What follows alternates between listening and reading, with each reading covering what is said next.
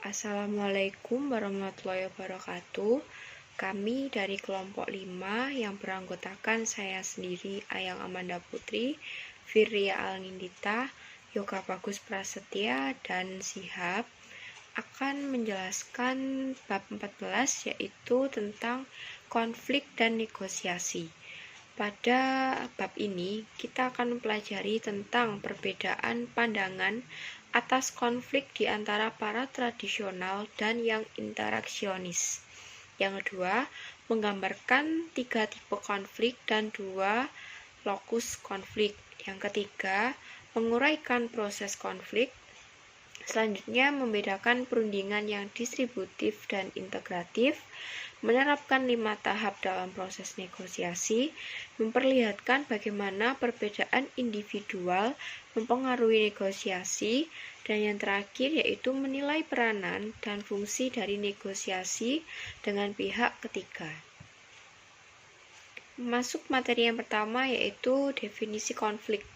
Jadi konflik ini adalah proses yang dimulai ketika salah satu pihak memandang pihak lainnya telah mempengaruhi secara negatif atau akan berpengaruh secara negatif terhadap segala sesuatu hal yang dipedulikan oleh pihak pertama. Terdapat kisaran yang luas mengenai pengalaman orang yang terlibat dalam konflik di dalam organisasi, yaitu ketidaksesuaian tujuan, perbedaan atas interpretasi kenyataan, ketidaksepakatan yang berdasarkan pada ekspektasi atas perilaku, dan sebagainya. Lanjut yang materi yang kedua yaitu pandangan tradisional atas konflik. Jadi pandangan tradisional atas konflik ini merupakan keyakinan bahwa semua konflik berbahaya dan harus dihindari. Konflik dipandang sebagai hasil atas disfungsional atau kegagalan fungsi akibat komunikasi yang buruk, kurangnya keterbukaan dan kepercayaan di antara orang-orang, serta kegagalan dari para manajer untuk menjadi responsif terhadap kebutuhan dan aspirasi para karyawan mereka. Kita hanya memerlukan studi mengenai penyebab konflik dan memperbaiki kegagalan fungsi tersebut untuk meningkatkan kinerja kelompok dan organisasi. Selanjutnya, tipe-tipe dan lokus konflik. Di sini ada 3 jenis konflik, yaitu konflik tugas, konflik hubungan, dan konflik proses. Yang pertama, konflik tugas. Konflik tugas ini konflik tentang kandungan dan tujuan dari pekerjaan. Lalu ada konflik hubungan. Konflik hubungan ini adalah konflik yang didasarkan pada hubungan interpersonal. Lalu yang ketiga ada konflik proses, yaitu konflik mengenai bagaimana pekerjaan akan diselesaikan. Baik, selanjutnya lokus konflik, yaitu cara lain untuk memahami konflik adalah dengan mempertimbangkan lokus atau di mana konflik itu terjadi. Di sini dijelaskan dengan piramida. Yang pertama, lapisan bawah sendiri ada konflik antar kelompok, yaitu konflik di antara kelompok atau tim yang berbeda. Lalu kedudukan selanjutnya yaitu konflik intragrup, yang mana konflik yang terjadi di dalam sebuah kelompok atau tim. Lalu kedudukan yang paling atas yaitu konflik diadik, yaitu konflik yang terjadi di antara 2 orang. Selanjutnya yaitu proses konflik. Proses konflik atau konflik proses adalah suatu proses yang memiliki 5 tahapan. Yang pertama, ada pertentangan yang berpotensial atau ketidaksesuaian. Yang kedua, ada kesadaran dan personalisasi. Yang ketiga, ada niatan. Yang keempat, ada perilaku. Dan yang kelima adalah hasil. Baik, di sini akan saya uraikan satu persatu. Tahap pertama yaitu pertentangan yang berpotensial atau ketidaksesuaian. Tahap pertama dari konflik adalah menampilkan kondisi penyebab atau sumber yang menciptakan peluang bagi konflik untuk timbul. Kita mengelompokkan kondisi-kondisi ke dalam 3 kategori umum, yaitu komunikasi, struktur, dan variabel pribadi. Selanjutnya tahap kedua, di sini ada kesadaran dan personalisasi. Jika kondisi yang dicantumkan pada tahap 1 secara negatif mempengaruhi sesuatu yang diperdulikan oleh pihak lain, maka berpotensial untuk pertentangan atau ketidaksesuaian menjadi diwujudkan dalam tahap kedua. Lalu selanjutnya tahap ketiga, yaitu niat. Niat mempengaruhi antara persepsi dan emosi orang-orang serta perilaku terbuka mereka. Mereka berkeputusan untuk bertindak dengan cara tertentu. Lalu tahap keempat, yaitu perilaku.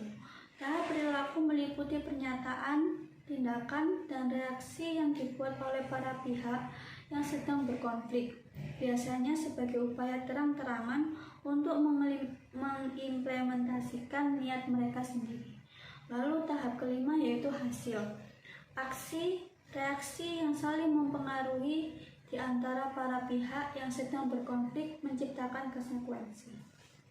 Tahap 2. Kesadaran dan personalisasi. Jika dikondisikan yang tercantum pada tahap 1 secara negatif memengaruhi sesuatu yang dipedulikan oleh pihak lain, maka berpotensi untuk pertentangan atau ketidaksesuaian menjadi diwujudkan dalam tahap kedua. Tahap ketiga, niat. Niat memengaruhi antara persepsi dan emosi orang-orang serta perilaku terbuka mereka. Mereka keputusan untuk bertindak dengan cara tertentu. Tahap keempat, perilaku. Tahap perilaku meliputi pertanyaan, tindakan, dan reaksi yang dibuat oleh para pihak yang sedang berkonflik, biasanya sebagai upaya terang-terangan untuk mengimplementasikan niatan mereka sendiri. Tahap 5, hasil. Aksi reaksi yang saling memengaruhi di antara para pihak yang sedang berkonflik mencapai konsekuensi. Ini tabel tentang proses konflik. Tahap 1, pertentangan yang berpotensial atau ketidaksesuaian. Kondisi yang mendahului. 1. Komunikasi. 2. Struktur. 3. Variabel pribadi. Tahap 2. Kesadaran dan personalisasi. Dipandang sebagai konflik, dirasakan sebagai konflik. Tahap 3, niat. Niat untuk menangani konflik. 1. Persaingan. 2. Berkolaborasi. 3. Mencurigakan. 4. Menghindari. 5. Mengakomodasi. Tahap 4, perilaku. Konflik terbuka. 1. Perilaku para pihak. 2. Reaksi orang lain. Tahap 5, hasil. Meningkatkan kinerja kelompok. Menurunkan kinerja kelompok. Negosiasi. Negosiasi adalah proses yang mana dua atau lebih pihak saling bertukar barang atau jasa dan berupaya untuk setuju dengan nilai tukar barang mereka. Strategi perundingan. Terdapat dua pendekatan umum mengenai negosiasi. 1. Perundingan distributif adalah negosiasi yang berupaya untuk membagi jumlah sumber daya secara tetap, situasi kemenangan atau kekalahan. 2. Perundingan integratif adalah negosiasi yang berupaya mencari satu atau lebih kesepakatan yang dapat memberikan solusi kemenangan bagi kedua belah pihak. Selanjutnya, yaitu untuk negosiasi ada 5 tahapan. Yang pertama, persiapan dan perencanaan, dan yang kedua, mendefinisikan aturan-aturan dasar. Yang ketiga, klarifikasi dan pembenaran. Yang keempat, melakukan perundingan dan pemecahan masalah, dan yang terakhir, yaitu menutup dan implementasi. Perbedaan individual dan efektivitas negosiasi, yaitu terdapat 4 faktor yang mempengaruhi seberapa efektifnya individu melakukan negosiasi. Negosiasi dengan pihak ketiga Terdapat 3 peran dasar dari pihak ketiga mediator, arbitrator, dalam konsilator. Yang pertama, mediator, yaitu seorang pihak ketiga tidak memihak dan memfasilitasi solusi yang dinegosiasikan dengan menggunakan pertimbangan bujukan saran-saran untuk alternatif-alternatif. Dan yang kedua, arbitrator, yaitu seorang pihak ketiga pada negosiasi yang memiliki otoritas untuk mendikte atau perjanjian.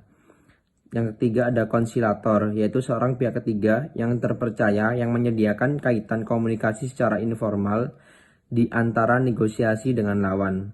Sekian presentasi dari kelompok kami. Kurang lebihnya mohon maaf. Wassalamualaikum warahmatullahi wabarakatuh.